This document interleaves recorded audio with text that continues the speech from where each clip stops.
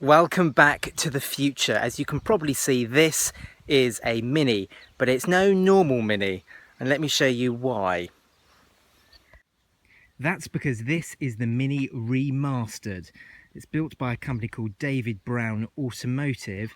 You may well have heard of them before. They've created something called the Speedback GT. It's very much rekindles the spirit of the 1960s and looks a little bit like an Aston Martin DB5, but this is the next car in their model range. Now, it uses the basis of an old Mini. It's a brand new shell, and it really is, well, how can I put it? Coach building at its finest. Yes, I may well have quoted that from the press pack, but it is a coach built Mini, much like the types of Minis you found in the 1960s by Cross and Pickett, but this is an awful lot better. Okay, so what makes it better? Well, first of all, it's de-seamed. See along the surfaces here, it is totally de-seamed and it's done properly. It's not just covered over, there's a proper structure behind it, reinforced structure to make sure there's some rigidity to it. This is one of the special editions of the range. It's called the Monte Carlo, and obviously it's designed to look a little bit like a rally Mini. So we've got some mini lights, we've got some wheel arch extensions, some leather straps. This paint is called Rascasse Red. There's a white roof as you'd expect, and a white square on the side for the number. And just walk you around the back. Some new tail lights. These are going to change, David Brown say to me. They're going to look a little bit more like the Speedback GT, but it's just a point of difference. And you actually have an actual tailgate on here. Some little strips, all leather. There's a third brake light. It's quite unusual for a Mini. I'll just close that shut. And that's what it looks like from the back. Very distinctively a Mini, but not quite a Mini.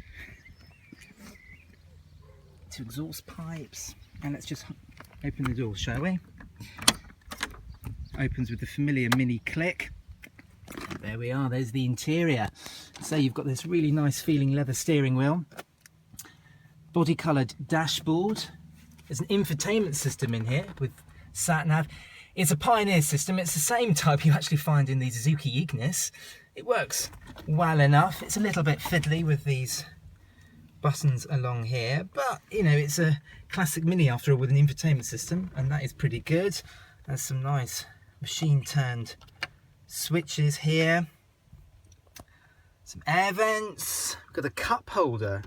Can you believe? An actual cup holder. That's the start stop button. These are the electric window switches. This gear lever is from an original Mini and it feels really good. 4 speeds. So under the bonnet, that's the view out, typical Mini view out. Under the bonnet is a 1.4 litre engine and it's tuned to around 98 brake horsepower, but you still get a 4-speed gearbox, and my word does it make a racket at 60 miles an hour, but it is a Mini after all. Glove box. And you've got 2 USB charging ports in there, which is quite nifty. And yes, there's the plaque showing that this is a Mini Monte Carlo. One thing I do need to stress is this is a pre-production car, so a few things will change in here. Each car will have a numbered plaque. This hasn't got a numbered plaque because it is a pre-production car. The pedals were changed, for instance, and various bits and pieces will change for the production cars. These Smith's dials look really lovely. They're nice and retro, but they're also quite modern because there's a little LCD display in there. I don't know if you can see.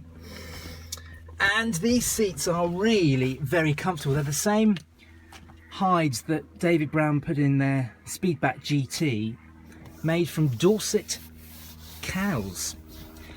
Apparently the Dorset cows are chosen because there's very few barbed wires in Dorset in the fields, and so the hides don't get nicked. Really very smart. There's the back seats, and there's And the fit and finish in here is absolutely brilliant. It really is. Really nicely trimmed. And the best way to describe this Mini is that it feels like an extremely well sorted classic Mini. It's probably the best a classic Mini could ever get. It feels really well trimmed, really well made.